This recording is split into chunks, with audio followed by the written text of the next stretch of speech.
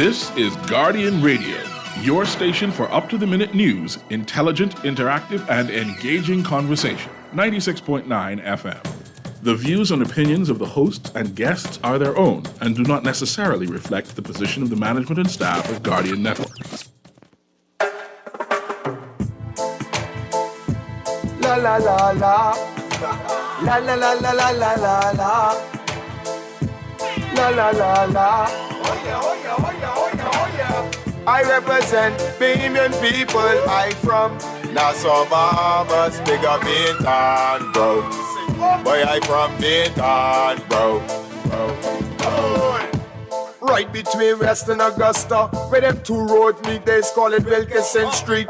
Manners and respect was like a sign blank check. It seems the ones that coming after quick to disrespect. You see, this life in the ghetto never easy. So many hungry days break till it grieve me. But I doing the best I can, trying to turn my dollar to 100 grand. I represent the ghetto people. I from Nassau, Bahamas, big up Bintan, bro. Boy, I from Bintan, bro. Ghetto. Don't take no back talk, no bribe or no joke. If you find fire, you definitely find smoke. Bintan, bro. Boy, I from Bintan, bro. Bintan, I say up and running. Caliban say my show, boy, don't ever give in.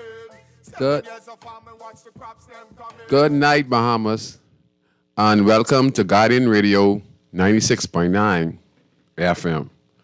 I am your host, Valentino, host of the talk show Inside the Inner City that premieres every Friday at 6:30 to 8 p.m. on Guardian Radio 96.9 FM. Telephone numbers tonight are 323-6232, 325-4616, and 325-4259. And you can listen in at Cable Bahamas 969 on the cable channel. It's playing live. And if you want to text, you can text in at 422-GR96, powered by BTC. And our producer in studios tonight is none other than Ali. And I would like to say a very wonderful good night to each and every one of you. We have a wonderful guest coming in the studios. He has not yet arrived, but he's been on the show a few times. He is doing an awesome job as far as giving back. He has a wonderful organization, United Against Crime. The one and only Omar Thompson. He's been giving back for the last 12, 13 years in the area of Ross Corner and Gibbs Corner, across from which is a tennis store, big one, a tennis store. And he coming on today to talk about some of the initiative that his program has been doing the last couple of years. And then we're going to talk about the recent assault, I think rape of a 9-year-old with a very elderly man. And, we want our 2 cents on that because, I don't approve, especially with sexual assaults against minors, children, female. I don't speak on those matters as much as I talk about crime.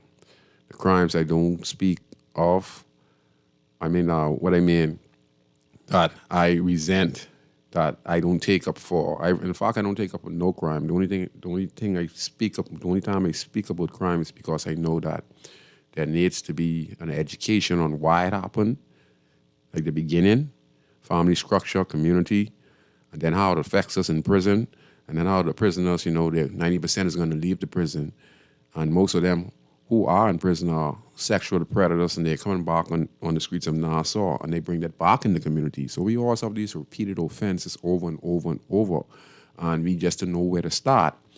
But now that, having a show, and a person like me who have the extensive experience of understanding the effects of prison, far as I'm concerned, the country goes as far as the prison goes. Unless we get a decline in inmates at the Bahamas Correctional Center, I feel that, we're going to continue to have violence against females, violence against children, and violence against citizens of the Commonwealth of the Bahamas, and we always have these, how am I going to put it? We sometimes fade away and forget. We had a little Marco Archer the other day, or a little Bella. And before them, there are other kids, who were affected the same way. But when something happens again, it reminds us and we get an uproar. But we're still not understanding where it starts from. So we're going to have that conversation later on in the show. I want to give a special shout out to Bishop Ferguson of the Big Harvest Community Center that is situated to Woods Alley off of Market, in between Market and East Street. Bishop Ferguson has been doing an extremely great job in that part of the community as to provide assistance, whether it's back to schools, bringing in people who are professionals to try and change the mindset of the individuals that live in that particular community. So I want to give a shout out to Bishop Ferguson, the Big Harvest community. I also want to give a shout out to Protocol Officer, Mr. Terry Archer. He's a good friend of mine. He's been supporting me for many, many years, and sometimes it's good to give people a shout out to make them feel appreciative. So the Chief Protocol Officer, Mr. Terry Archer, I want you to have a wonderful, wonderful good night. Okay, Omar's not yet reached in studios. I don't know how far he is, but he should be either downstairs. So in the meantime, we're going to start the show off since he has not yet reached. We want to start the show off talking about the incident with the 9-year-old. It's very sad in the country that we continue to see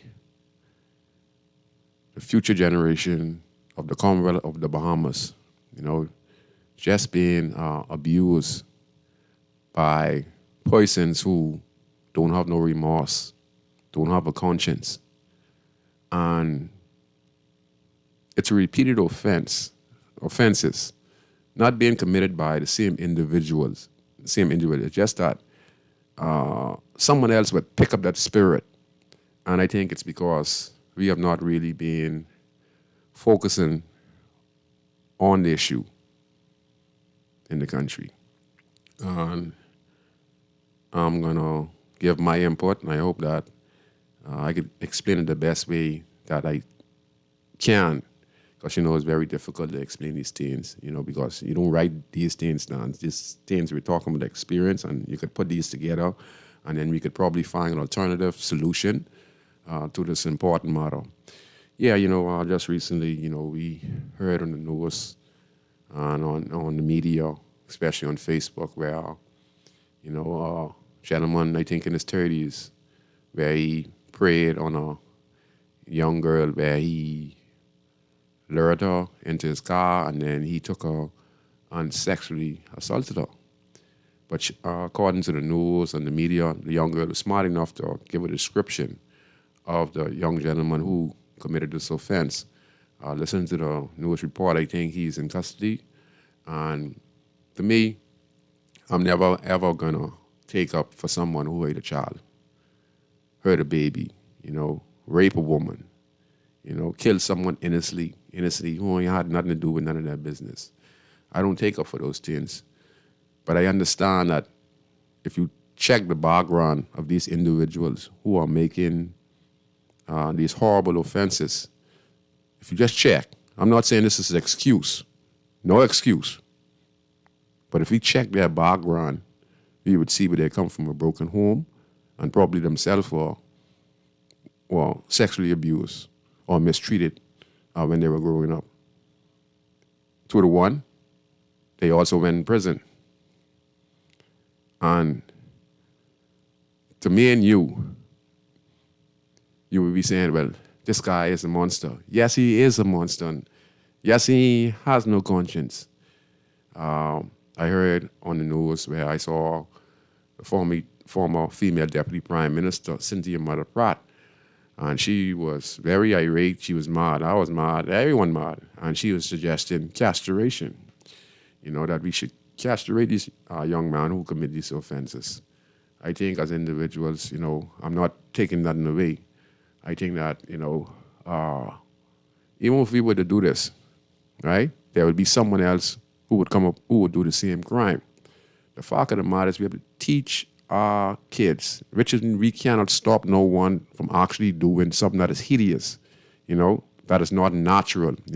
Attacking a child or attacking a baby is not natural. That is not natural. Because everyone has a family. Everyone has a baby in their family or brother and sister, child who are young, under the age of 10 or 12, So we know how we love children. And we're supposed to protect children. So if you see an individual who is assaulting and preying on children, they are a person who are mentally unstable and they are not fit to be on the streets of Nassau, New Providence. Honestly speaking, last week I was on the show and I mentioned penalty wouldn't make a difference. And there's a reason why I said that. But in this case, I think we should separate child cases where we have when someone is sexually assaulting a child, sexually assaulting a woman, sexually assaulting an older person like a grandmother. I think we should exclude that from the rest of cases that we have in the country. And we should make this a priority and set a prime example that anyone who molests a child or rape a child in this country should get 25 to life. I think it's a slap in the face when we see persons who assault children, murder children, or parents who neglect their children, abuse their children because, they don't really love the child. I think it's wrong to see people getting 3 and 4 years. I think a person who rapes a child or assaults a child, right, should be 25 to life in prison. Okay? Because what that individual has done, he has destroyed that individual's life. The trauma that he or she will be going through for the rest of their lives is going to affect them. Some of them might never ever regain their purpose in life. So that individual has destroyed that young girl's life. And to me, like I say, I don't defend those type of individuals. But I know what the cause of that individual committing an offense if you do the background check. And like I say, there's no excuse in my mind. If it was me and they were living in the community and brought a little child in the community that I reside in, I don't think it's going to turn out nicely. Because in our community that we reside in the Grandstand area of Lewis Street, H Street, and Taylor Street, we don't play that. Everyone knows everyone's children in that particular community. Despite all the drama and tragedies that happen in our inner city communities, we protect our children. All of us who live in these communities know one another. So when our children is walking the streets or their children is walking the streets, we look out for them. So if someone was to ever try and molest them and we know them, if we know them, it's all over. It's all over because for someone to prey on a child, you have to be possessed and completely you have a mental health issue. And the courts, even though we could show mercy, I think the penalty should be 25 to life once you're proven guilty in the court of law for sexually assaulting, and if you rape a child, boy or girl, it should be lifetime in prison. See, things like that, I think, can be a deterrent because we know if we mess with a child, what you'd get. The penalty is that's what it is. 25 to life. Without parole. Because you don't need no parole. You understand? Because you were a child too. And they're not mature. And to take advantage of a child is the greatest sin you could ever do in this country and in the world. So, like I say, 25 to life. No ifs, no buts about it. I talk about these issues because some things is unacceptable in our country. So I would say to those who are pushing for the violence bill, which many people are considering a gender equality bill, a lot of mix up there. I think that, you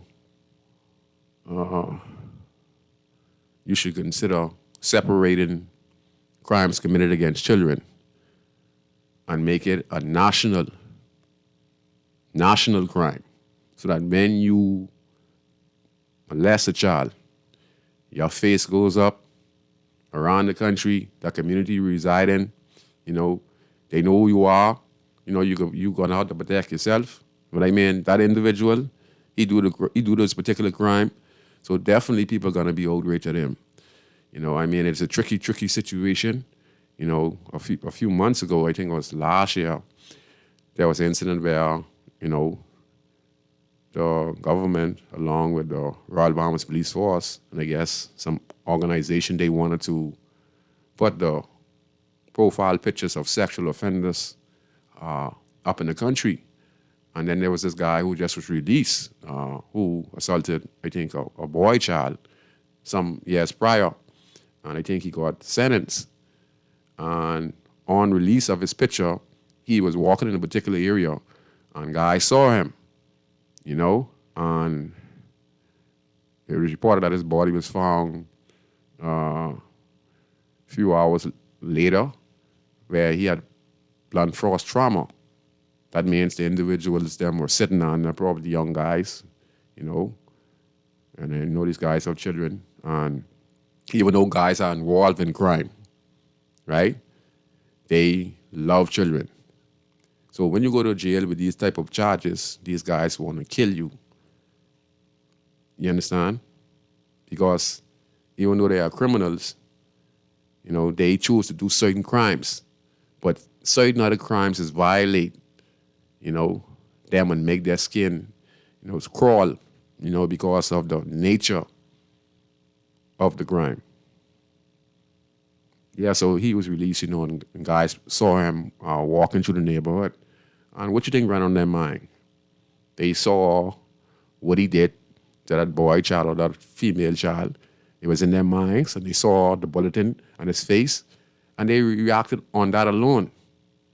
Because they say, he don't deserve to be walking the streets. They say in their minds, he don't deserve, because they don't want him in that community, and they don't want him hurting no more other child. So their choice was to approach him, and then, out of anger, they probably beat him to death. No one is being brought up on these charges as yet. You understand? So, if they want to put faces up of these individuals, because, it's a very, very tricky situation because of that. They're thinking about putting the pictures back up, but I would say the hell with it. Put their faces up. If you're going to bother with a child, male or female, kid, especially a child, and you commit the crime, that on you, that on you. That is on you. That is on you. So yes, they need to increase the penalty, for me. And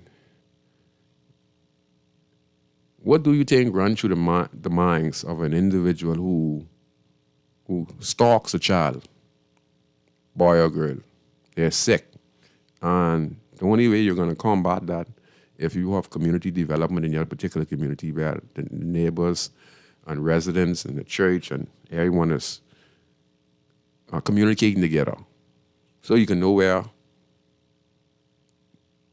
individuals with that type of mindset, where they're roaming in the community, And we got to also make sure, teach our kids, how to do not go with strangers.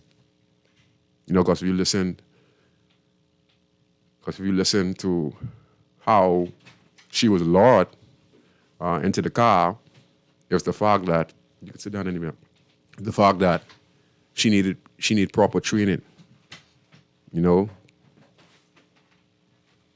because she still eventually going into a screenless car. And that gave him leverage. And then he was able to take her somewhere and sexually assaulted her. But she was able enough to see his face. So it comes down to also discipline and training from the parents. You know, the parents have to be able to teach their sons and daughters to do not talk to strangers. You know, and all of this can be avoided. And at the same time, we have to make sure that in our communities, we have crime watch and can be able to identify young gentlemen who come in the community or the prison. I'm guarantee you this guy went to prison.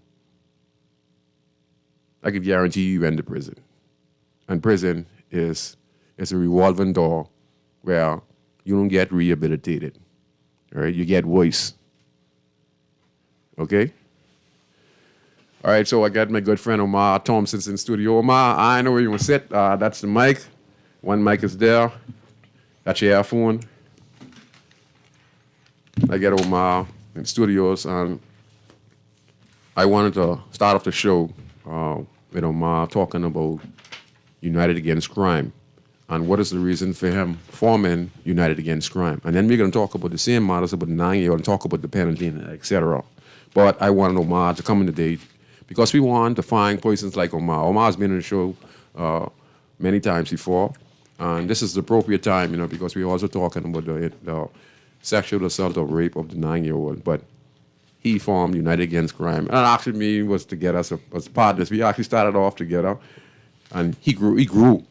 And because he wanted to give back. He wanted to make a difference in this particular community. And he saw what was going on, and he himself now has become a community leader who is doing great things in the Gibbs Corner area. You would see him doing a lot of programs, helping a lot of kids, you know, and it can't get no better than that. And persons like that are going to be able to identify at-risk individuals who come back from prison or those who live in the inner city community in those particular areas to identify them and try to bring them some relief. So, Omar, it's a pleasure to be on Guardian Radio and for you taking your time to come on inside the inner city. Good evening, Bahamas. I'm glad to be here. Scoochie, Valentino. You know, anytime you call, I come in. Yes. You know, we're good friends for many years, and you made some good strides, and positive ones also, and especially one like yourself coming out of the inner city and going through what you went through. You know, you went through a lot, man. You know, mom, brothers, sisters, cousins, and we still here fighting this battle. Yeah, and I can't even count the cousins who are being, you know, numbers. Yeah. It's so I say it's a pleasure to be here, and I appreciate you inviting me out one more time. I was doing some work, but I said, you know, I got to come down here. I was with you know, my let me say, I call him my protege, right here, Charles Roll. Charles Roll. You know, young fellow. Him and I actually met about 11 years ago. You know, he was only about 8, 9. You know, and we started. I spoke to his mom and got him now 19. 19 now. Yeah, you know, now he had his situations he went through, like any young child, you know, but he's now on the road to recovery. One of my brightest stars, you know, looking for him to take over my companies in a short order. You know, I was on the street too. You know, we was on the street, but you know, we did United Against Crime. I think in the late, it was 2009, somewhere around there. Yeah, it was 2009 when we link up. Right. Because you wanted to give back, you know. And we organized the organization with leaders from inner cities. Yes. Who could try and make positive steps to make changes and proactive changes in our society. And we kept moving up until now. It's 2023, and we're still going. And you're doing great things, man. I'm really proud of you, man. I really respect how you've been able to take the organization to stay focused, you know. And you're doing some stuff in there that is really important, and the country needs to hear that. God is good. God is good, my brother. And I say this to you and to the public at large. A lot of persons start out doing stuff for their personal reasons. Most people have an agenda. But if you keep at what you're doing, you get perfected of what's needed to be done. You push that agenda aside because you see it's a bigger cause. It's a bigger picture. Yes. You and I joke a lot of times when we was in meetings when persons were just, I wasn't that strewed in the situation, but you were like, man, I ain't fooling with this. I couldn't see that until a couple of years back, Yeah.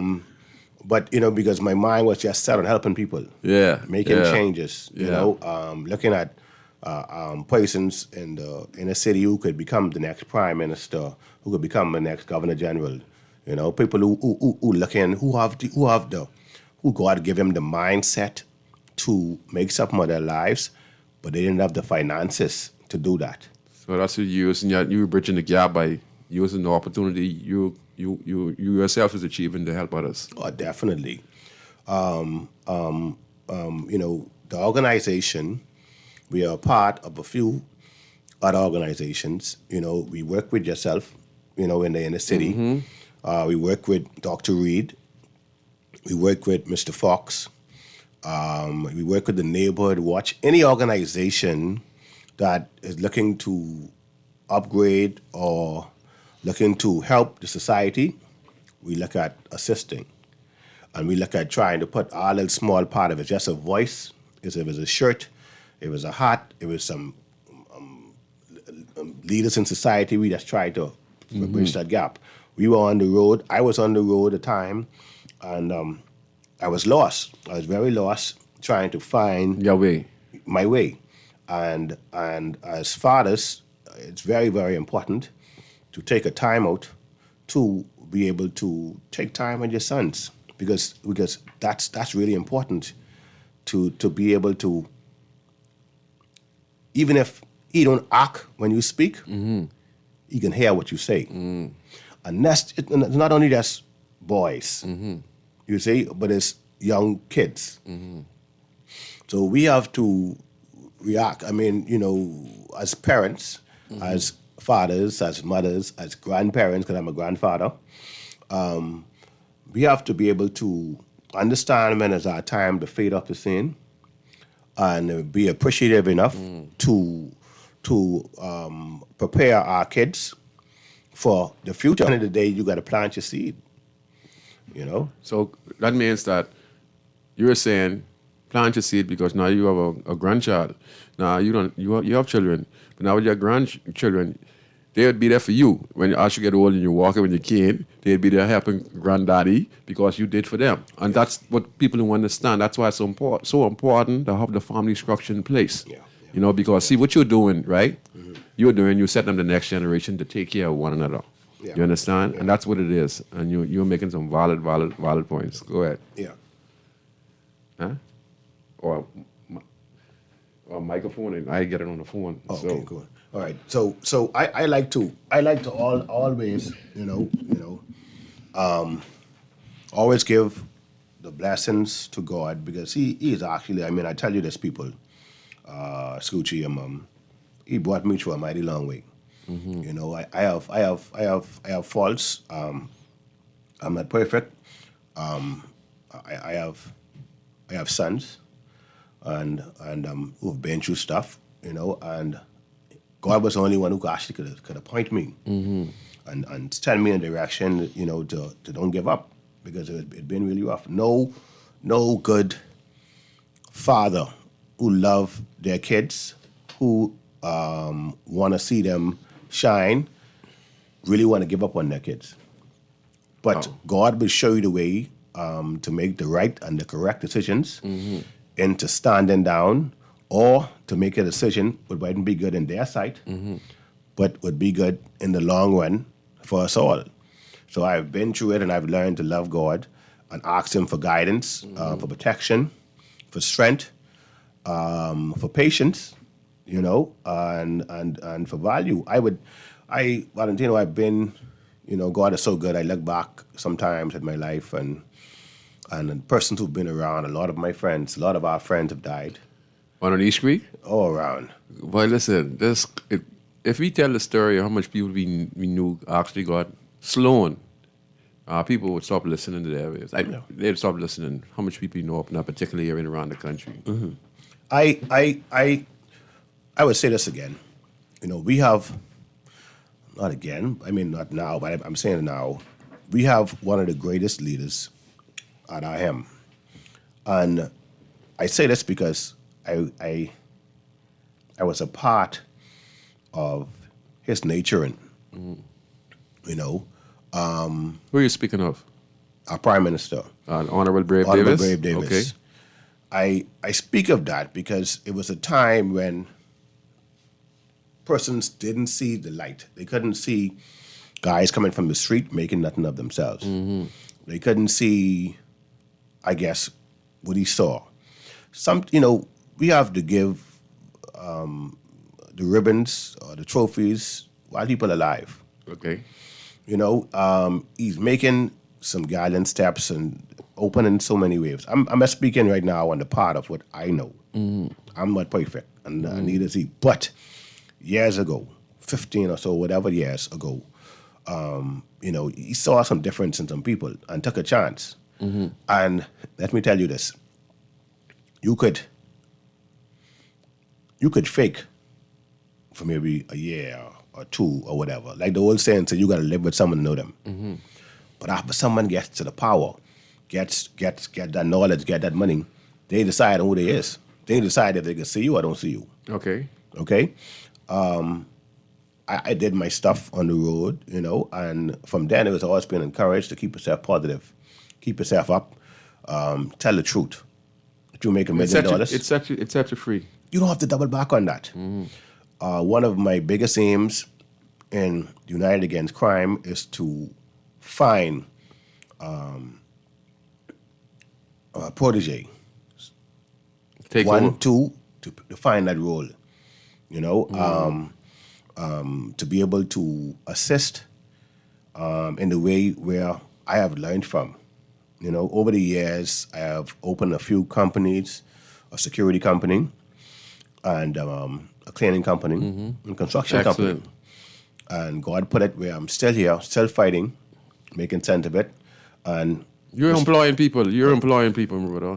What you're doing, right, is that the little that you're getting, you're using your intellect to use the little connection you have to see your surroundings in your particular community and utilize that. If you get a little small contract from somebody, you could be able to help 3 or 4 other persons. Definitely. And you call that trickling down. Yes. And you yourself is not financially stable. No. So that's what you're doing. Yeah. And that's what you're always supposed to do. You're talking about the family part, but you're also doing the community part. So hands in, hands out.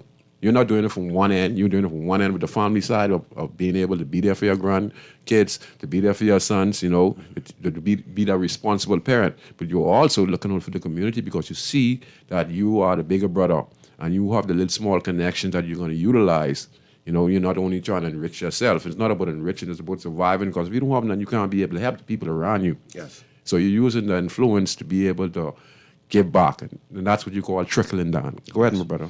Yes. So like I said, at the end of the day, we have to actually, Valentino, you and I spoke the other day, and we're getting older.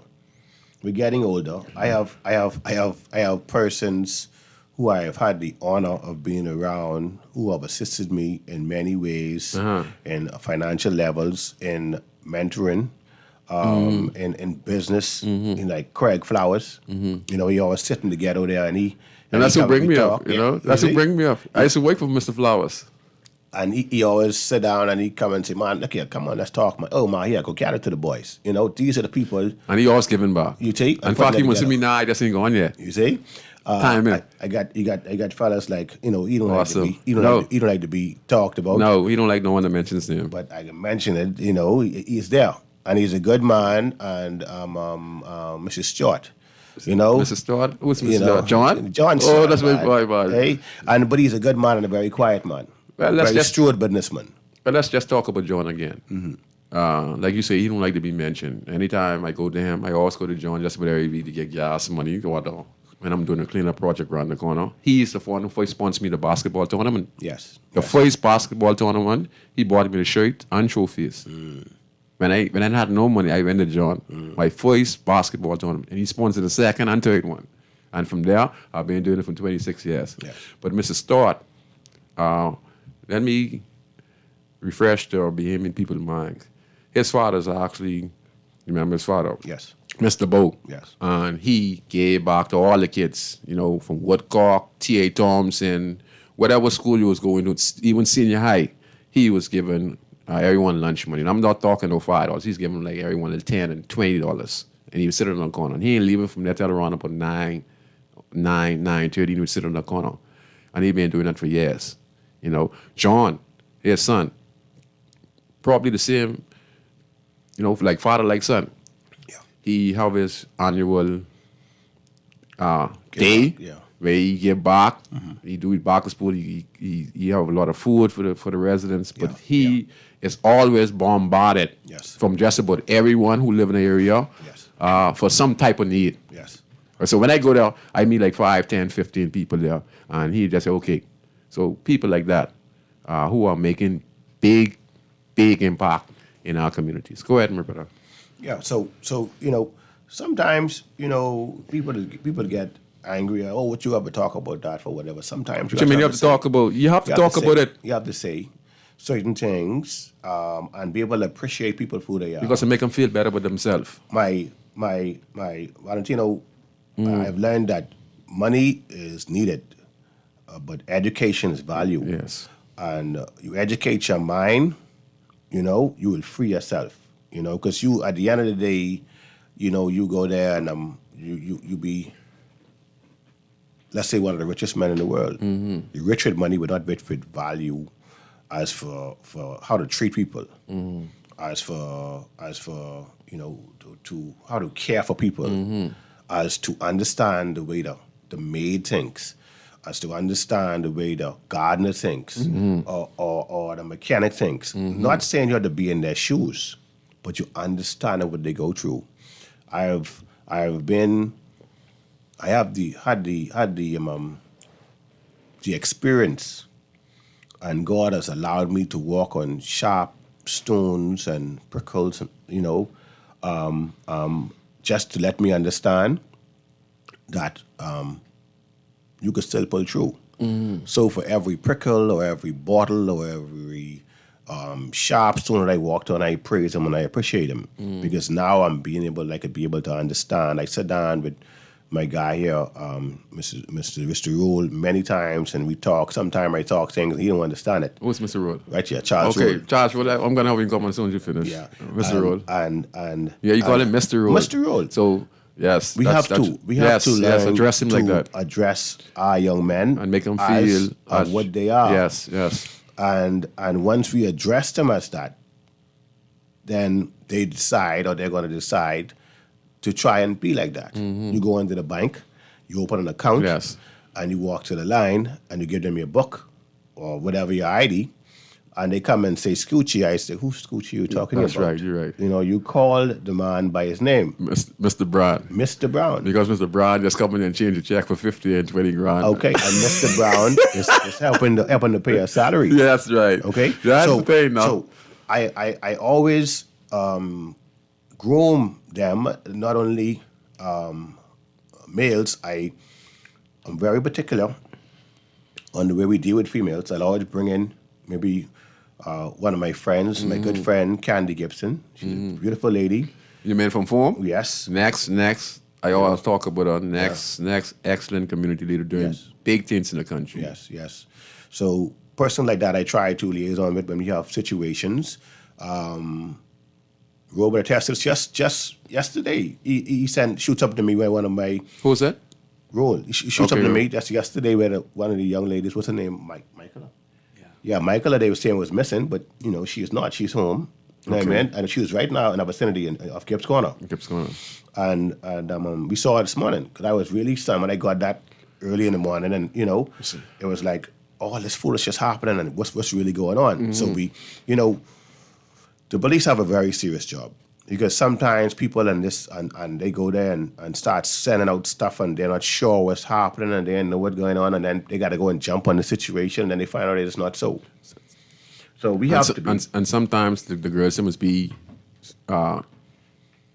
running away to go stay with their boyfriend or friend sometimes, and the parents go saying they're missing, and then the police have to go out there and et cetera, and you listen, they do a search and they find a young girl, 14-year-old in a place with a 35-year-old man. Yeah. You know, like what's in the news the other day. Well, I would, and that is true, and I really wanna clarify on this specific young lady because she's always helping us in all of our Programs? All of our programs. We've been doing programs for the last 10 years, and just about we do Mother's Day, Father's Day, Easter, the back to schools. You know that. We out there, we doing it, making it happen, and we use the time because we partner with Hugh the Roll, you know, from Salem Union Baptist Church. Love Weight Finding, Laurie and Russell, Randy Hanna. Randy Hanna, Mukaz. Keno Wong from the National Neighborhood Watches team always comes in. Friendly Palmer, you know, he's one of the oldest guys that's here. that's you know, he's there. You know, the police force are always in place. Yeah. We have DeAndre McDonald. I think she deals with what is the young people at the school. Young liberals. No. YEP. YEP. They come out, they have a thing going on. She's responsible for the YEP. YEP? That's Young Youth Impact, something like that. Okay. It's something like that. But she's always there with youths, you know. One of the most important things, Mr. Brown, to do is this. Is when you do programs to be impactful. People do programs to be heard. But what is the message you're sending out? That's key. The message has to be key. So I understand when we do stuff, I always ask God to bless it. One of the things, sir, is to feed. Like we feed in the body, then we feed the mind, and we feed the soul. So all the reverends around, the missionaries around, we ask them to go out, man, and come out and talk to people. Because everyone don't like to be on blast. You know, they will come and they talk on them privately. Hey, this was happening. This was happening. You know, what's happening with you? You know, and we find people, they come out at the end of the day and they speak their heart.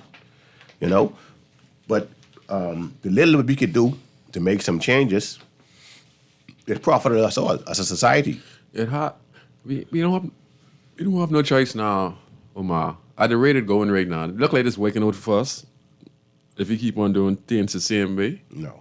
This ain't waking up for us. Every day someone getting hurt. That 9-year-old girl, you know, who got sexually assaulted. What do you think her parents is doing? Yeah. The 3 young gentlemen just got killed last week. What do you think their parents is doing? Just let me show you how much people are being affected. That's just say that young girl.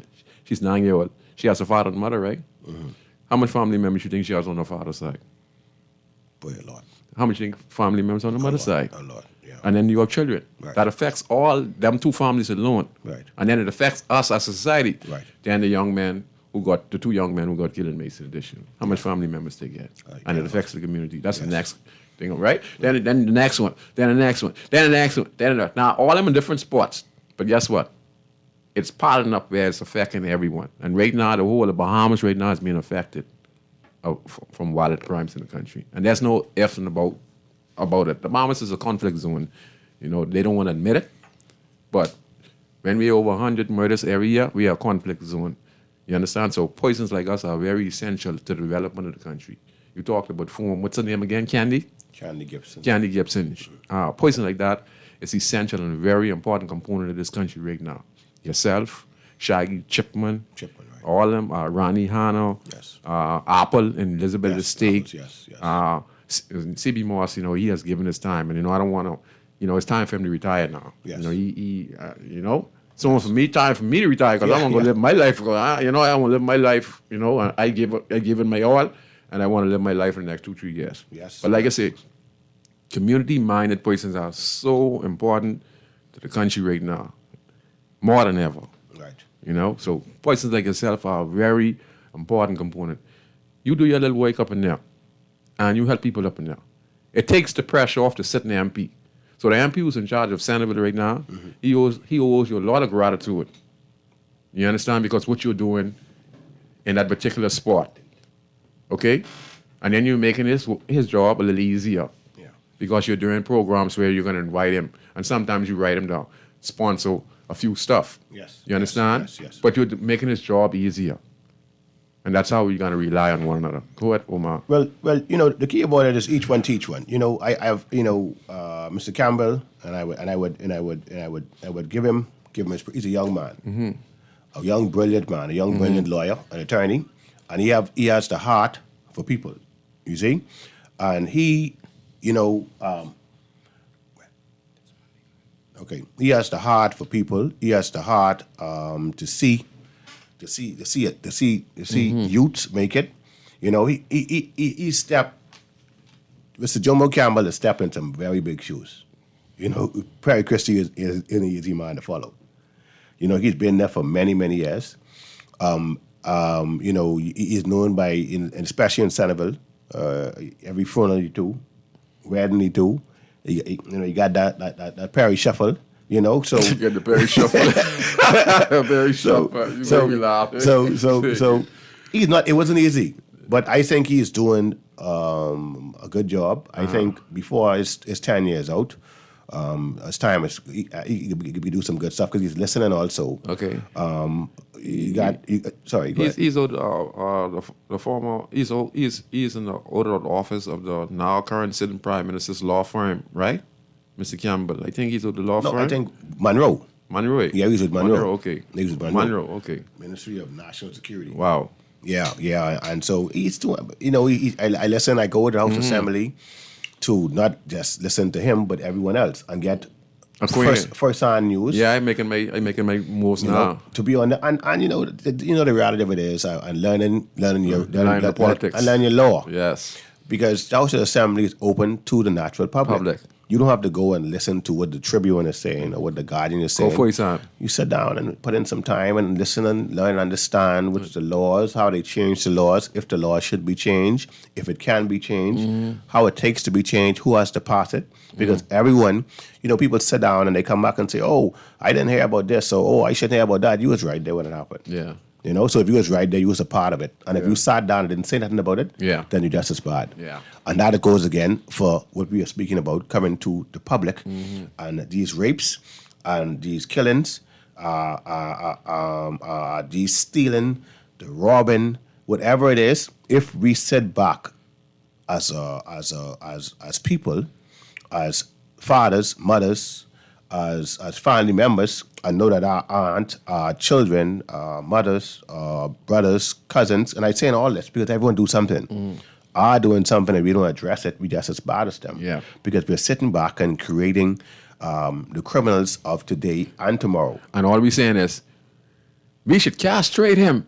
We should give him the stiffest penalty, and that's all we do. Every time something like that, when little Bella come, we say that. When now this young girl, now we saying it again. Yeah. When are we going to get serious? And that's what we're doing. Yeah, we have to go back to the old, and I always say this: go back to the old saying where we have to be our brother's keeper. Village again. And also we have to be a more family oriented society again. When my grandmother was around, God bless her soul, she died in December. And my other one died in January.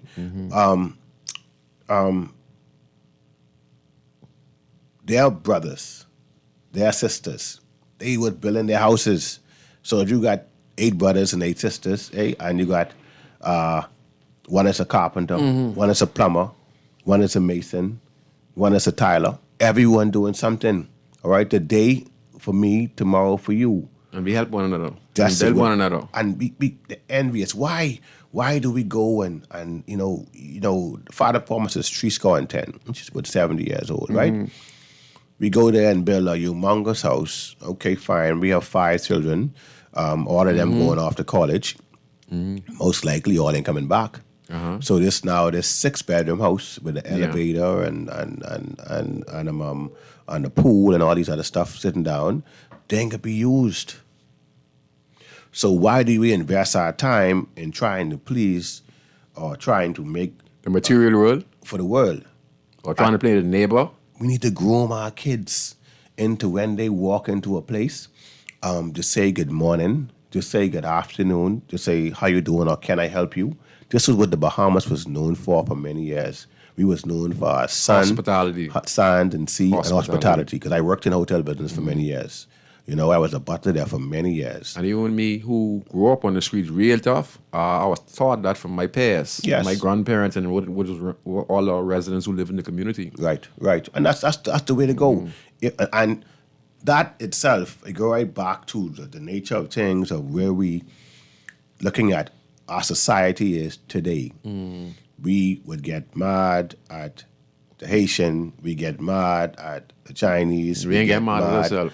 at everyone except But you don't get for mad us. at you don't get mad at you. Okay, and you're sitting down, and your baby, your little girl or your little boy, who is 3 or 4 or 5, is cursing or doing the dirty wine or whatever kind of wine and the whatever it is, and you smiling about these things. But what are you doing? You're sitting down, and the little boy is sitting down when you bring a boyfriend there and picking the pocket and taking out $1, and you're laughing, saying, "Oh, hey, that's playing." No, groom them. Teach a child in the way they should grow.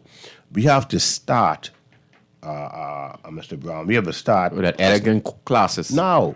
You know, I have nothing against anybody or whatever their lifestyle is, but we are grooming our children, For the and better. we're grooming. Time before, you made a statement that's now elegance. They had elegant classes. When the ladies used to be, they used to have to walk, and I was younger then, and they had to put their books on their head, and they had to walk with them gracefully like a lady. Now you could take the book and you could stand on it or put it under your arm or do whatever it is, but you ain't got to do that. You could go there and wear. You know, we have to cheat. You know, it's a reason why a child is a child. It's a reason why you get an adolescent stage, and then you go into different areas, because it's time. You, as parents, we have to groom our kids on the different levels of life. Okay, fine. You're 12, you're 13, you don't know yourself yet. You still ain't sure. So, Talking about the boy or girl? boy or girl. So if you ain't sure, someone have to guide you. But if you leave it to yourself, you're going to go with the crowd saying. And what the crowd is saying? And the crowd will say whatever they want to say. Or you tell me. I'm going to ask you a question. The way our females dress now, we have some beautiful females, and they're very beautiful, right? And this subject, we always have this subject. Going back 30, 40 years ago, ladies dress, where they didn't show their body figures. You couldn't see their breasts, and you couldn't see their private parts.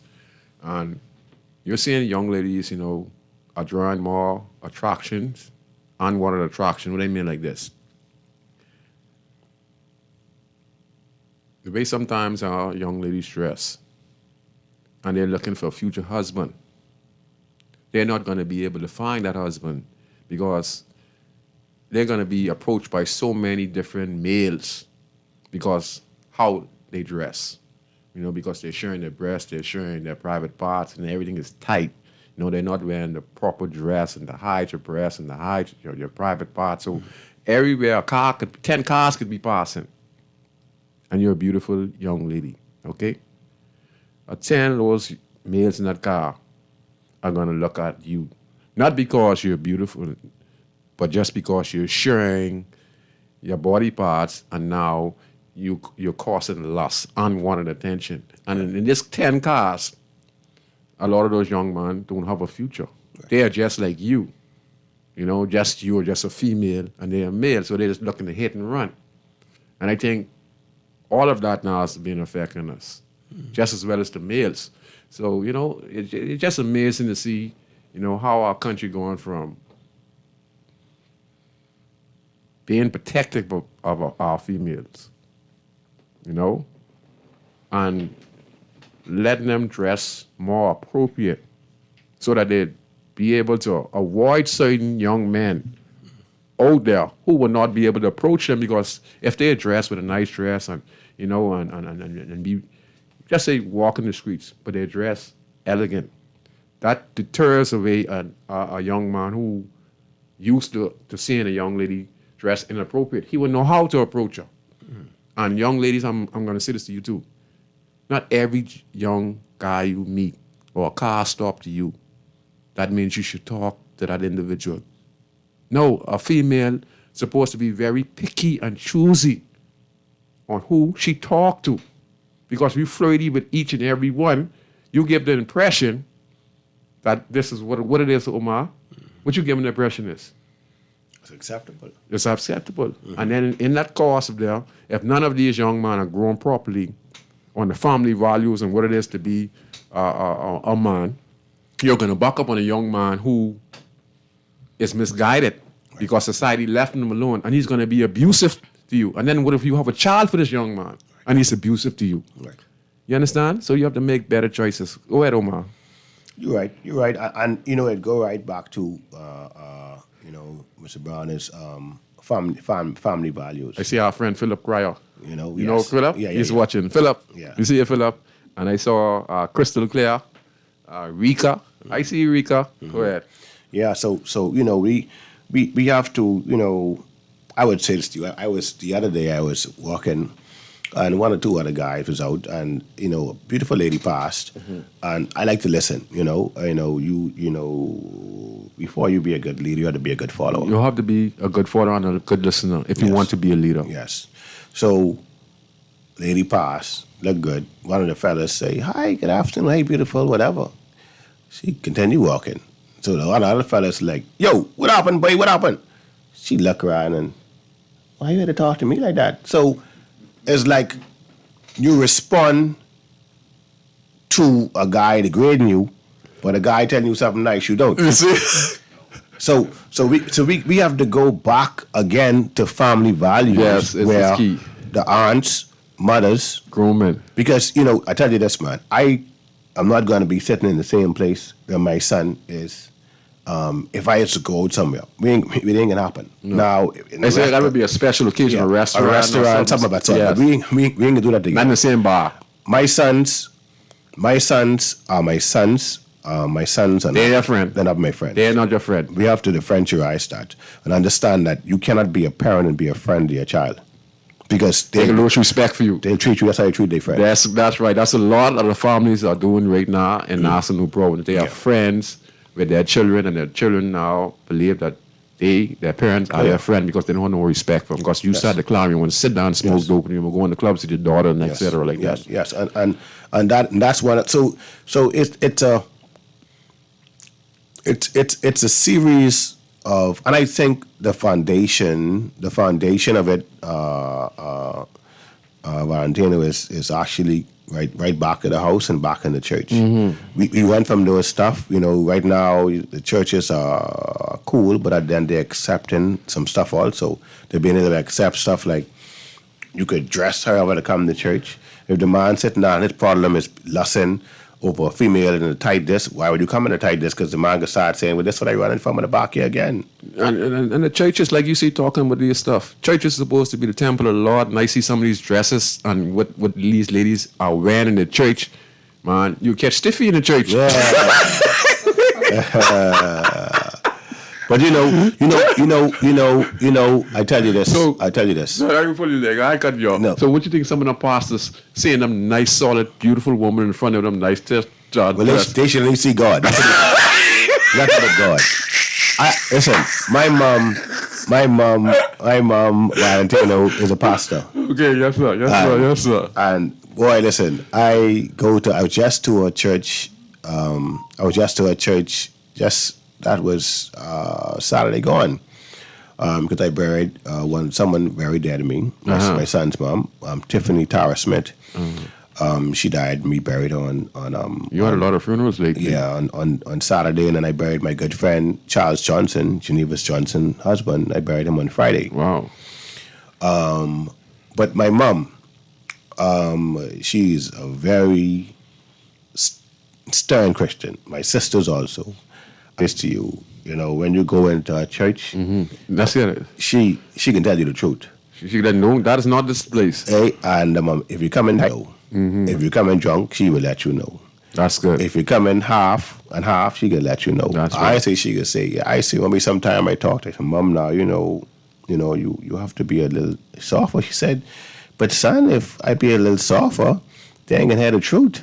You know, and if they Can't be afraid to insult nobody if they hear it. but she said, and she asked me, say, if I tell something and it's the truth, am I right about it? That's what she keeps telling me. That's the truth? So my mom is a very, between, I tell you this, no doubt about this.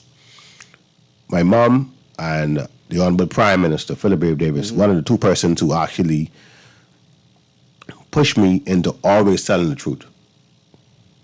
Because what could really happen? Always, my grandfather always said, always talk to the top. You don't talk to the second, you talk Who's to the your first. grandfather? Glenn White. Cracker, Glenn White Evans. Right. He died also a couple of years ago. He was a trainer for horses. Okay, I heard the name before. He was very, very, very, I mean, I don't know a man who could stand in front of a horse, and I ain't get around the horse. But he stand and he wild horses he trained. Wow. So, it is what it is. But like I said, it's important to tell the truth. And that's what I'm all about. I don't tell lies. You don't need to. I tell the truth. Because what it can do, I was faced with a situation a couple of months ago, and I had persons decided on what my fate was, or my family member was, and they decided, okay, this was going to happen, and this what he could do before I did it. They know my mind before I do. I didn't even know my mind. I talked to God. And if God said, this what to do, this what's going to happen. Yeah. You know what I mean? But I understand and I learned over the years that the truth will set you free. Of course, the truth set me free. That's why I'm so free now. Okay? It take a lot of pressure off me when they speak about the Yes. things I did and Yes. you're trying to correct it. Yes. That set me free. No more secrets. Listen to me. Valentino, all of us have a past. Yes. All right? You have a past. I have a past. Everyone in Has this a past. world, Yes. everyone has Yes. a past. Yes. Some Yes. of our pasts have not caught up with us yet. Some of our pasts, we have to still go through stuff. Yeah. But you know what the key about anything is? Perseverance. And perseverance, allowing to accept. Yes. And acknowledge that you did wrong and now try to make yourself a better person. Yes. Yes. So once you learn to accept what it is, you learn to move on, you learn to be able to move from your mistakes, you learn to be honest, to be upfront as much as possible.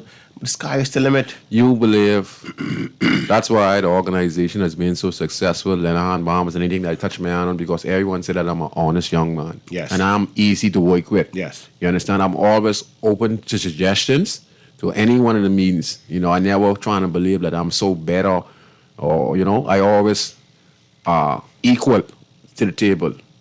You understand? That's what it's all about. Ali, hold on. I think we get a call. I'm going to say. I'm going to check it. I think we get a call. Let's take this call. Sure. Yeah, go ahead. Go ahead, caller. You on Inside in the City? Go ahead, caller. Hey, yeah, you got a call. How you doing? Hey, good night. Good night to you. And good night to Mr. Thompson. Yeah. Omar. Omar Thompson. Yes. Yeah. What are you gonna say? Boy, I salute you all too inside there. I hear you talk about how far you all come from, Scrooge, Yes, sir. and the amazing things what you guys is be doing. Before I forget, right? Yeah. I understand, especially how Mr. Thompson and others is be saying, we ain't gonna give up on our children, although they may mess up. And all we could do is teach them, get them ready for the real world. When Yeah. they reach a certain age, they make their decision. All we could do is leave them in God's hands, but never give up on them. Yes. And I get a son. I thought God was good. I always wanted a son. I have a bunch of girls, a lot of girls, right? Yes. So you got and two. he named it after me, All right. Junior. So I feel it for people Yeah. who go through that situation with the children, when they make their decision and stuff like that. Yeah. But the bottom line, like Mr. Thompson said, you don't give up on them. No. You don't give up on them. And anybody could change. Yeah. And we know the saying, through Christ, Jesus, Yeah. we can do all things. Yeah. You know what I mean? And I hear Mr. Thompson talk about our Prime Minister. And I always, though I disagree with a lot of things what has happened, I might be a supporter of the party, I speak out and stuff like that. I agree with Mr. Thompson saying about the things what he be doing. Not just for Mr. Thompson, but all over the country and I guess all over the world. Yeah. Yeah, so I give thanks. But I also had a past, and to be able to leave the past and to be able to meet people like the politicians and others and stuff Yes. like that. was a good experience and a good opportunity, You and I change your thank God. mindset. But I also give my thanks and praise, all my thanks and To praise God. to Jesus Christ. Yes. Yes. He gave me my strength. Yes. When I gone through my past and had the battle and Thompson talked just now about accepting, I never accept the blindness, right? I still ain't accept it, right? Born could see, lose my sight in '89. People may say, yeah, because you're a Bible. Anyhow, everything cool, everything. But from you living, you ain't past nothing yet. Yeah. And I wouldn't wish this on nobody. You know what I mean? But I could say, I had to adjust. I know I you. didn't accept it, but I had to adjust. I know you was a road boy. I mean, you back up a time on the road, when you had a sight, Coach, I remember you. But I remember you. I can tell you. I know everything. If we had a problem, then I love everything about what you is today. Yeah. Everything what you is today, Scrooge. Yeah, man. I love it. I was Raiders and all that stuff. I know, man. That's why I tell you. I know you. Yeah. The guy, I know you get shoot by the red light from the armor truck guy and all that stuff, man. No. What happened is that very quickly in '89 without calling names, because people don't like when you call Ali. They don't like when you call names and stuff. And you know. Yeah. And there's a fellow. Everybody might, people might know him and stuff like that. Well, they must see lose one motorbike or something, and they come up. They stereotype all the areas. So it's all them bunch of thieving boys and stuff. So they come up asking questions that they ain't no armor truck or nothing like that. What? I never shoot nobody. I never kill nobody. I never do nothing like that. I come across them guns and stuff like that when I could have seen stuff, but I never used it to hurt nobody. I ain't nobody nothing. But this was the Lord know what the future. Yeah. He saw this video a long time. I could have been dead. Yeah. He allowed me to still be alive. Yeah. Although I don't like being blind. Yeah. I wish I could do a lot of things more than what I doing. You know what I mean? Yeah. But the 3rd of May, 1989, they come on here asking questions. I hear the guys, them roll them. We kept running all that stuff. Even they sit down and talk to the guys, them say, well, no, that them boys, them around there, they be in Regency Park. They don't thief like that. They used to buy them like bicycles. Yeah. You understand it? But they came back that night because they get run. And when they see the bike, see me sitting right in front of my grandparents' shop, talking to my sister. Oh. She dead now. God Yeah, bless she her dead soul. now. They just opened. I sitting on the back of the bike. I hear someone say, "See the bike there?" I just turn my neck around and look, sitting as a passenger. You know when you're sitting a passenger on the bike. I just look back, right? And then I see this person, like, they pull in this thing.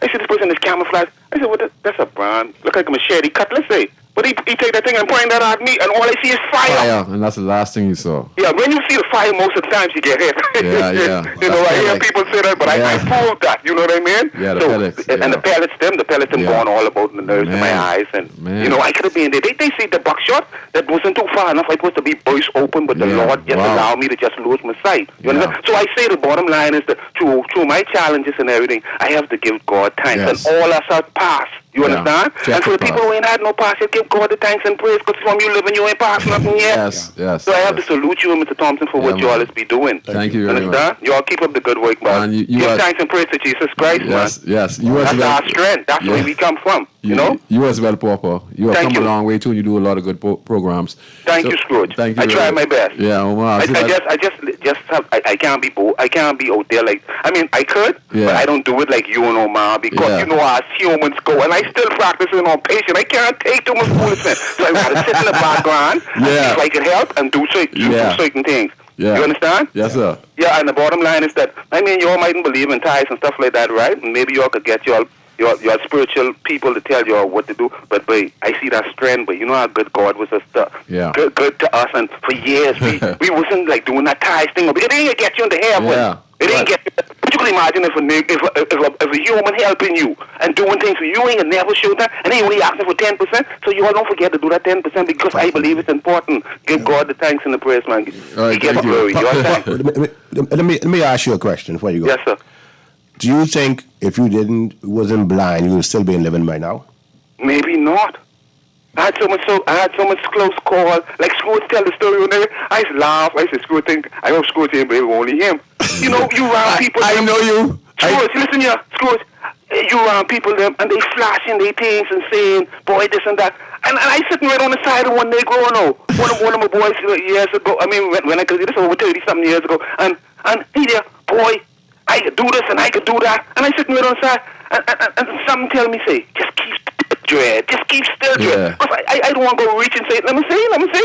But if I to do that, just Scrooge, you say you experienced that before. before too. Yeah. With the pellets, them and everything. I like cold bombs on your hand. And stuff. If I had moved, I'd have been there. There's so much clothes. And then when I was small, I'd been through a lot. Yeah. Under 10 years old. I started to tell the story. It take me 50 years to tell the story. Yeah. When I was shame, feel like it's my fault. Yeah. Just growing up and he ain't had that problem. But God was always there with me. So I gotta, in spite of all what I've been through or all y'all going through, I give him the thanks. Whosoever y'all call God, give him the thanks and praise. Amen. Thank you. Thank you very much. I want to give a shout out to some friends on Facebook. I see Jam Cuts. Everything good, bro. Again, Philip Cryer, that's our schoolmate. Al Thompson, all on Facebook. I want to say thanks to each and every one of you tuning in. We have one more call. We want to take this last call. Go ahead, caller. You're on Inside in the City. Very pleasant. Good evening, good buddies. Good evening. How you doing? What's up, Sparky? Good. Hey. One brother just get me out of my car and walk me into my house. You get good friends, man. That's when people respect you. Hey, Scrooge. Hey. One brother, I was laying in my car, just walking me out of my car. They came in. Scrooge, my mother died when I was 50. I was 72. The shit I went through in my life. Excuse me. I'm sorry for saying that. Scrooge. Hello? I'm listening. Scrooge, what I went through, a lot of people don't know. I went through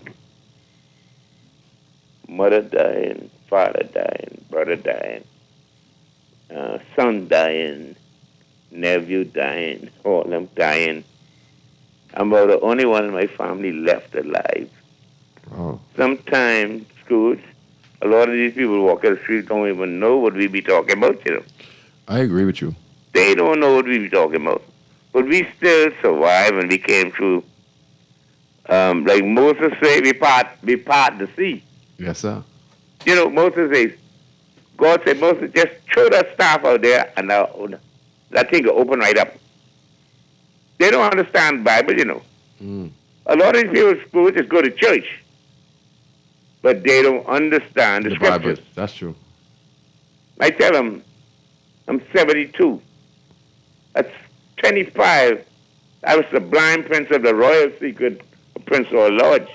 They don't know what that means. But anyway, Scrooge, you know, some people tell me that Scrooge on Friday evening, his English dialect and, you know, this and that and that. I say, Scrooge is a brother from the street. I so be him with other dialect left. What they say? Nassau is the capital of Bahamas. Bimini is the gateway Bahamas. They don't understand that song, you know. They don't understand. Listen to that like in that. I am they don't understand pork cake don't bark at Parka. A lot of babies don't understand these songs. The doctor off. Stay in school. Don't be no fools. Yes, sir. And these things is going on a long time. Yes, sir. And these people coming up today, these children don't understand. This is going on a long time, Scrooge. Yes, sir. We just fight for this thing. Scrooge, I gotta say this now before. Loftus Roker told us long time. Yes, sir. You remember that? Yes, sir. Loftus Roker told Penland, if you don't listen to me, what you gonna happen? You got 11 million people south of you. You only got 250,000 people in the Bahamas. Wow. And 11 million people, they go walk on the Bahamas, they can take over your country. Thanks very much. Didn't Loftus Roker tell us that long time ago? Yes, sir. Isn't he right back Stephenson again? They say they opened, they name in the school in Auckland about him today. Didn't Loftus Roker just tell us a little while ago, within 10 to 20 years, there's going to be no Bahamians there?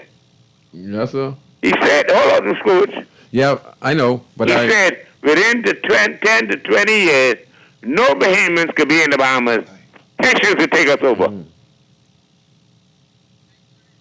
He told us that, right? Yes, sir. Didn't the Prime Minister make Louis George an ambassador to the Bahamas? You tell me. Hello? You tell me. Why he made Louis George an ambassador for the Bahamas? But you just earlier on the air, you say you're a good Prime Minister, Brave Davis. So you said it earlier on the show. No, I'm trying to find out what's happening. I know you've been The man going down one time and say, I was one of y'all and yours one of me. I'm scared. I got to go. Okay, thank you very much.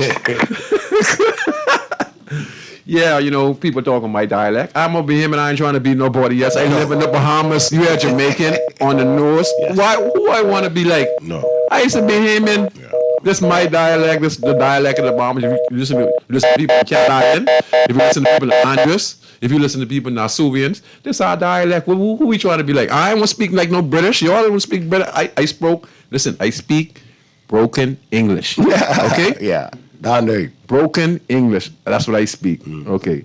Yeah, a few more minutes. You want to let the little guy say something with the programs real quick? Or you want to talk? Or if you don't want to talk, it's okay. Shoot something. What? Tell us your experience with Omar. I want to crack this out, man. Listen, Roll, right? I keep telling him he got a gift. You understand, Valentino? Just saying, sir. he 18 or so, 18 years old. 19 now. So yeah, you want to be bigger now. What is 19? Yeah. But 19. Okay, you'll be 20 and 19. Yeah. So we could do a little something for him. But he was around from about 8 years old. Okay, so him and I have a lot of understanding. Very astute, very smart young man. Sharp, intelligent, very mindful, watchful, and he have a lot of things going on. Wow. He about to enroll in Atlantic College to get his GED. Atlanta College on H Street? Right on H Street. Yes. We do Pastor Cooper? Yes, Pastor Pastor R.E. Cooper? Very good man. Yes. He about that to get his GED, PJCSEs. You're doing all this for him? Yeah. And he's pushing it. You give him a hands up now. He's taking it to the next level. The organization itself, what we do is actually when we get some form of finance from contract or whatever, we put it back into the inner city. If it's not by food or whatever it is, it's by giving some back. So we have about 3 persons graduating in September, December. Atlanta College? Right. That's awesome. Which we actually finance. We're going to enroll another 3 going in January. I think it's a 9 months course. 9 months. He's going to be a part of that. So that when he finishes, wherever he want to go, let it be the police force, defense force, whatever it is, he could be able to be adjusted to that. And I just wanted to shoot that at you to let him understand this same child's He has role, options now. He's gonna be someone. And he has an opportunity now by either joining the Royal Bahamas Police Force, Defense Force, or Customs, and you made it possible. And then you also make sure you get a proper education at Atlanta College. Yeah. So he makes sure that he's certified. He's certified to be Wow. able to move. He Awesome. can speak to himself. He's not so shy. Let's crack the door for him. He just crack. We say anyone home with the door crack, he just crack the door and he can finish it off. Well, we got Philip Cryer. He's asking how can he help. So, I guess we talk to him later. And that's your schoolmate, Yeah. Philip. Horsey, Cryer, that's what it is. Yes, that's this Omar. Yeah. Yeah, so he said he wants to find out how can he help. We'll talk to Ken. Okay, all We'll right. talk to him. Yeah, go ahead. Introduce yourself and let's talk about how the program has been a success for you and what Omar's help provided for you, education and etc. Good afternoon. The mic on? Go ahead. Try that one now. Yeah. Oh, sorry. You talking to me. Go ahead. Good afternoon. Well, the United Against Crime program has been good to me, and a number of my family and my friends growing up on East Street to Gibbs Corner. Some of us are still here today and still here under Mr. Omar Thompson, where he has provided jobs for us, give us another way. And over the years being around Mr. Thompson, he always say, if you're right, you're right. If you're wrong, you're wrong. Acknowledge you're wrong and own up to it. I can't kill you. And I've tried to be honest over the years. So you open up. Yeah. Just because he said it to you. Yes. You all have a mutual respect now. Yes, sir. And he isn't just my boss or a friend, but he's just like my father. He's been there for me for many, many years. you've taught me basically everything I know. Wow. And around about 15, I strayed off, into the streets and got myself in problems. And he never turned his back on me. Because he know. Along with others. I can't say the government names because I don't know them. Yeah. But along with others. It's be like 10, 15 us. And we going on the beach to clean up and, other stuff, school supplies, lunch money. He was always there for the community, for the youths in the community. That's a good thing. And like he said, he's given me opportunities to start and to try accomplish something in life and have a better view of life. And he takes me basically everywhere, I don't, some of the things that I hear in the House of Parliament I don't understand, but I inquire on it later after we leave. That's good. That's I good. mean, he takes me places. I've met people that I never thought I would have meet. And he's been good to me. And also Pastor Russell, she's strict, but she can tell you the truth. And Pastor Russell, she always pray for us and keep us protected under the blood, And I just want to start over, get a fresh start and try to accomplish some stuff in life, help my parents and help the youths around. And also with the United Against Crime, I've been helping them, feed the people, lighting the grill and stuff. So you're volunteering also? Yes, sir. Yeah, you're giving back. Giving back. Giving a little back. I try my best. Go ahead. But it's been a long journey. And with being Mr. Thompson, I accomplished a lot of stuff. And he taught me self-control and, discipline and a number of other stuff. Awesome. But I like to say, Mr. Thompson has done a great job on East Street, and not even just East Street. In the Bahamas, In the Bahamas. Yes. It's in Bacchus.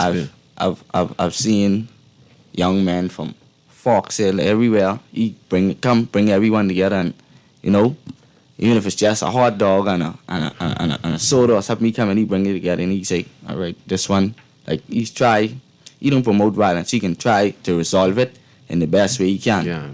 And if there's a problem in this area, he can try his best way to fix it. Wow. He can go and he can talk to the top and he can say, well, no, this can't, this ain't gonna happen here. He can make sure, he can cut it down, and I respect him for that. And he saved my life. Because if it wasn't for Mr. Thompson and his guidance, I would still be out there on the streets, probably selling drugs, probably in jail, probably dead. But I just... You narrowed right down. That's all left for a young man out there if they don't go on the positive run. Those three things, that's it right there. Yes, that's it right there. So, just thankful to have a great man, great man like him in my life. And I've also heard about you too. Yeah. I'm thankful for men who helping in the ghetto, Yes. and helping young men to uplift themselves, Appreciate it. And Mr. Wade Davis, he's a great man as well. No matter what, you could go to him and you could talk to him and confide in him. You could say, Mr. Davis, I need help, and he could try his best to assist you. Even if he can't assist you all the way, he'll try his best. Oh. Along with Jomo Campbell, he's done some great work in the community as well. You're the witness. You witnessed, so you speaking what you saw. I speaking what I saw so, with yes, my own eyes. Speak. And, it ain't plenty worth doing, but the people we're doing, you notice. Appreciate them, and I notice they are in the community. Good, my brother. And even with Lenahan Bahamas, I was a part of Lenahan Bahamas as well. With Mitzi and Burroughs. Yeah, that's why I'm looking at you. That's me. H.H. Pritchett and all of those. Tennille, Prophetess Tennille Cooper is with them as well. Yeah. That's my aunt, Prophetess Tennille Cooper. All right. That's my aunt. You know all the programs. I've been a part of plenty programs. I know my and I still join in programs. Yeah, that's good. And being a part of things. But I just want to say, it ain't the end of the road. Yes. Young people like myself, we gotta stand up and, own up to our wrong and try see the best way we could deal with it, and try talk to someone If you're going through something, try to talk to someone to see how you could resolve the problem instead of going to violence or picking up a gun, you know. So just try. I just want young men to try, get together and stop killing and all this raping and violence to the community because it isn't just hurting the victim family or the people who are part of them. It's hurting other people as well. It's hurting the whole country. And you understand that. Yeah, man. And I appreciate being here, speaking. You did well. Yeah, man. You did well. I must say you did well. You must say I had to say nothing. I want to give a shout out to Mr. Wright. What you say, Giant? Rachel. You have this wonderful young man, Mr. Roll, in studios, and we have Omar Thompson in studios, talking about United Against Crime and the wonderful work he's doing. He has his witness here who works with him, and you can hear how the young man is very sincere. And, it just shows you that persons like Omar went in a dark spot and brought a bright light, and that bright light is expanding. It's a lot of hard work and dedication, but with perseverance, I think we're going to see a better country in the long run, as long as it pass on, to the next generation like Mr. Roll, and he's going to pass on what he has learned from you. You're talking about all the people who we have met, and et cetera. You're talking about Lenan, Bahamas, not knowing all that's connected. So you see, to see. We almost out of time. So let me ask you a question, Omar. And you did awesome, Mr. Roll. Yeah. Let me ask you a question before we go. We had church leaders decry country's rape culture. This has been going on a long time in the country. Let me ask you a question. Do you think stiffer penalty would make a difference?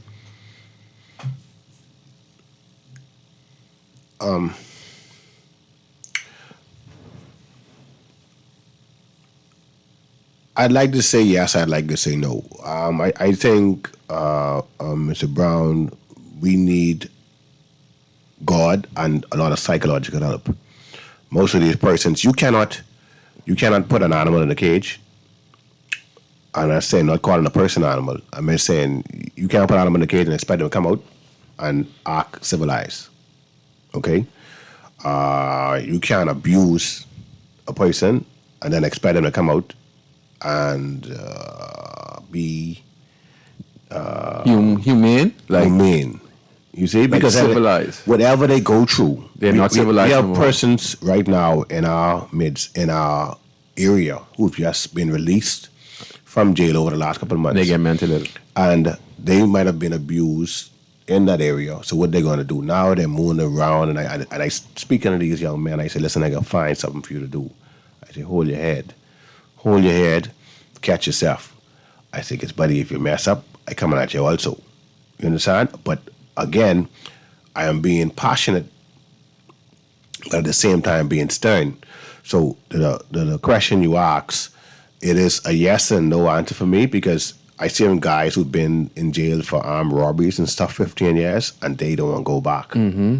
Okay? Then you have guys who just habitual have mental problems, and they come out and they do the same thing over again because that's all they know. You see? So we have to. I think psychology is much needed in our society, as to be able to understand why people are doing things. When they're doing, I watch programs like even on the television, on Google. When these young people come there, what they do?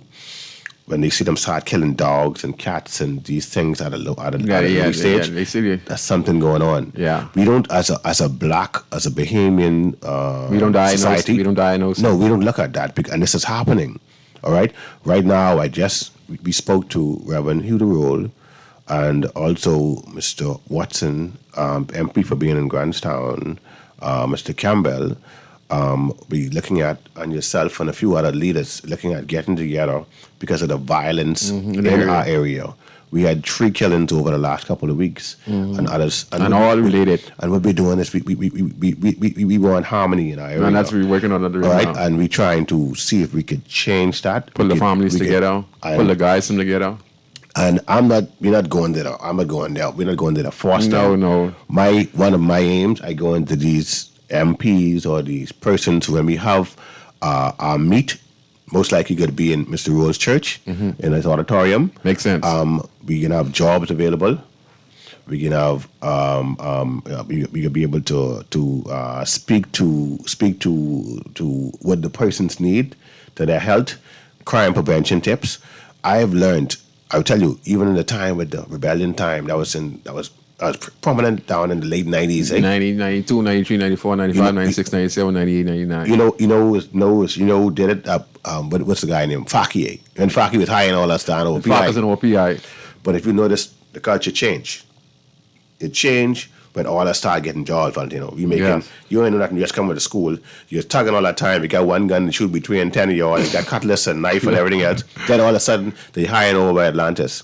And what they're doing, they're paying the regular person 500. You're paying this one 1,000, 1,500. Some making $2,500 a week. So now, if you put in the right hours. You see what I'm saying? So now I've seen so much of my guys who stopped the road at a gang and they started becoming business persons. Yes. So I've learned that letting these guys understand that you come in and put in a fair day's work, get a fair day's pay. And that's all it asks. I don't want or like anyone to work someone and don't pay them their money. Wow. Pay our young men, give them a chance, let it be in the hotel, let it be in whatever industry. Once they feel respected, once they're being paid on time, put them and get their bank accounts. They become a Mr. Brown. They become a Mr. Rowe. Change their mindset. Become a Mr. Thompson. This is what we're pushing in this. Get the negativity out of the community. And we going abroad. I've been asked to speak in different areas, different places. This is my charm. That's what I can be pushing out. Ringing that doorbell. Hey, call yourself Mister. Hey, let's make some money. Let's do some stuff. Now, as much as I could be, an aggressive I could be, I'm trying to push young men and females into becoming positive citizens of society. If you mess up, I can work with the police. Yeah. And I can tell them, look, of course. Because you ain't going to sit down and cause havoc on my granddaughter or my daughter or my son or my family members. There's too much of that, and you don't need to do that. All right? I've been in House Assembly again. I tell you this again. I keep saying it. You got Clay Sweeten. He pushing farming. He pushing fishing. We got to open the stuff. You got Leroy Major. He pushing.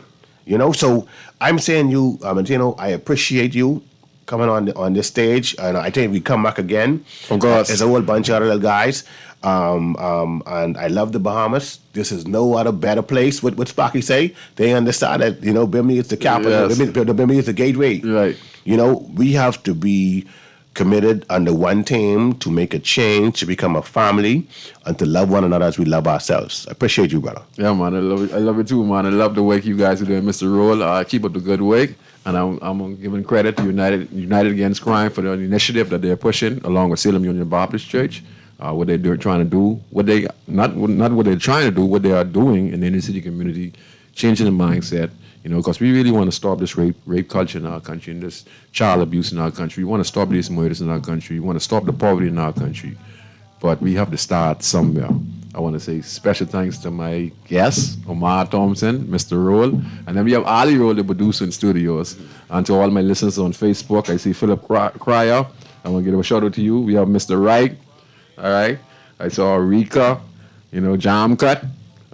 Thanks for tuning in. And we'll see you next week on Garden Radio 96.9 FM. Awesome. It seems the ones that coming after quick to